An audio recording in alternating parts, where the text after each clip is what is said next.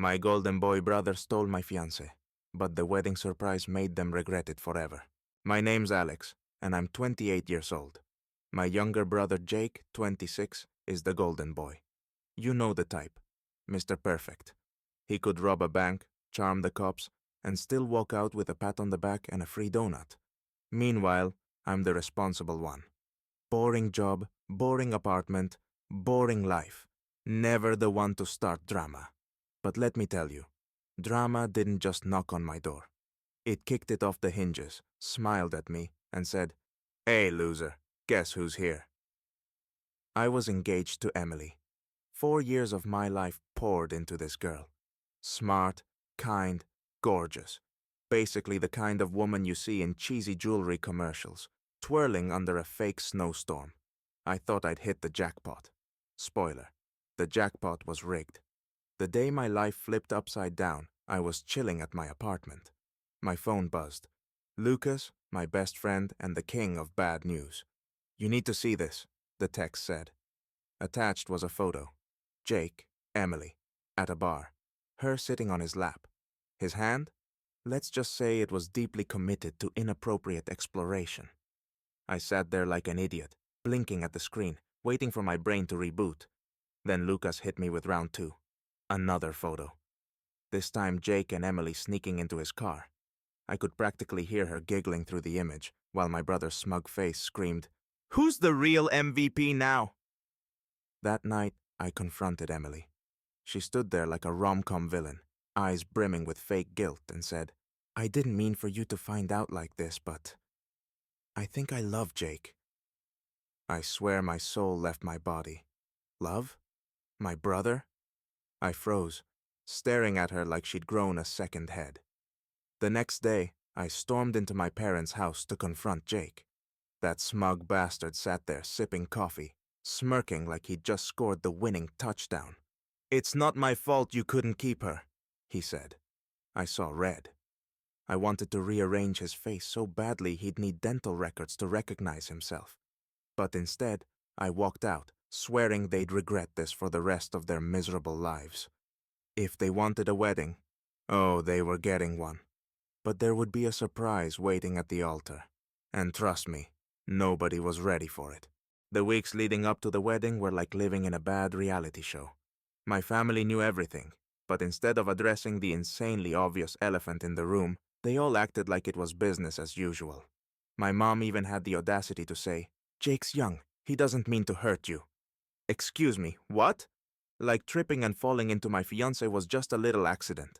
Everywhere I went, I felt like a walking punchline. It's a small town. People talk.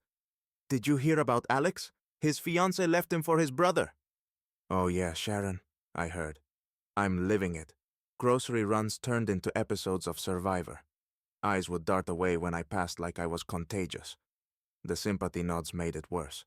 I felt like a sitcom character everyone pitied. But Jake? Oh, Jake was thriving. The smug texts started rolling in, each one worse than the last. Photos of him and Emily holding hands at brunch. A selfie of them with some nauseating caption like, "True love always wins." Then the one that broke me. "You should come to the wedding, bro. Might teach you how to treat a woman." I nearly threw my phone through the wall. That was the moment. I didn't just snap. I detonated. If Jake and Emily thought they were going to skip into their happily ever after, they had another thing coming. So I got to work. I hired a private investigator. Not because I needed more proof of their garbage personalities. No, I needed ammo. Something lethal. And boy, did I strike gold. Turns out, Mr. Golden Boy had a gambling problem. A big one. Tens of thousands of dollars in debt. And guess what? He was funding his little blackjack adventures using Emily's credit cards. Sweet, innocent Emily, completely clueless that Jake was running her finances into the ground. The PI handed me photos, receipts, emails. It was all there. Jake sneaking into casinos at 2 a.m., like a budget James Bond, maxing out cards while Emily probably thought he was working late. For the first time in weeks, I smiled. This wasn't just betrayal. This was a train wreck, and I wasn't going to throw fists or yell in the middle of the ceremony. I was going to let the truth do the talking. And let me tell you, it was going to scream. The day of the wedding came faster than I expected. I showed up dressed to the nines, wearing the sharpest suit I owned. I didn't tell anyone I was coming. Why ruin the surprise? The ceremony was being held at a fancy vineyard just outside of town. Everything was perfect. Expensive flowers, a live band, guests laughing and drinking champagne. The whole thing reeked of Jake and Emily's desperation to prove they were the happiest couple alive. When I walked into the crowd, people turned to stare. Some whispered. Others avoided my gaze. I ignored all of them and made my way to the front row, right behind my parents. Jake saw me and paled. Emily froze mid-sentence, but I just smiled and gave them a friendly little wave. The ceremony began. The officiant droned on about love, trust, and loyalty. Oh, the irony. I could barely contain my laughter. When it came time for the vows, Emily delivered a sickeningly sweet speech about how Jake was her soulmate and the love of her life. Then it was Jake's turn. He grinned at me as he started talking about how Emily was the best thing that ever happened to him. Even if love is unexpected, it's always worth fighting for, he said, shooting me a look. My fists clenched, and that's when I stood up. Sorry to interrupt, I said loudly. The entire vineyard fell silent. But I think there's something Emily should know before she says, I do. Emily's face went pale. Jake looked like he wanted to murder me. What the hell, Alex? Jake hissed. I ignored him and pulled a thick folder out of my jacket pocket. Emily, do you know where your fiancé's been spending your money? No? Let me show you. I handed the folder to Emily. The crowd gasped as she started flipping through the pages. Photos of Jake at the casino. Bank statements showing thousands of dollars in charges to her credit cards. Emails from bookies threatening to break his legs. Emily's hands shook. Jake's been using you, Emily, I said, my voice steady. He doesn't love you. He loves your credit limit. Jake lunged at me, but two of his groomsmen held him back. You're lying, he screamed. Emily turned to him, tears streaming down her face. Is this true? Jake opened his mouth, but no words came out. The silence was deafening.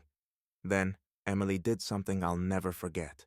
She ripped off her engagement ring and threw it at him. We're done, she screamed. The crowd erupted into chaos. Guests whispered. My mom fainted. Jake stood there frozen, humiliated, as his perfect day came crashing down. And me? I walked out of that vineyard with my head held high, leaving Jake and Emily to deal with the mess they'd created. In the weeks that followed, the fallout was glorious. Word spread fast. Everyone knew Jake had been exposed at his own wedding. Emily went on a social media rampage, posting every single dirty detail. Jake's reputation? Torched. My parents tried to call me, begging me to let it go. I didn't answer. I wasn't interested in playing the good son anymore. Jake lost everything. Emily, his reputation, and whatever was left of his dignity. Last I heard, he moved out of town to escape the humiliation. As for me, I finally started living my life again. The weight of betrayal was gone, replaced with a sweet sense of justice. Some might say I went too far, but honestly, Jake and Emily deserved every second of it.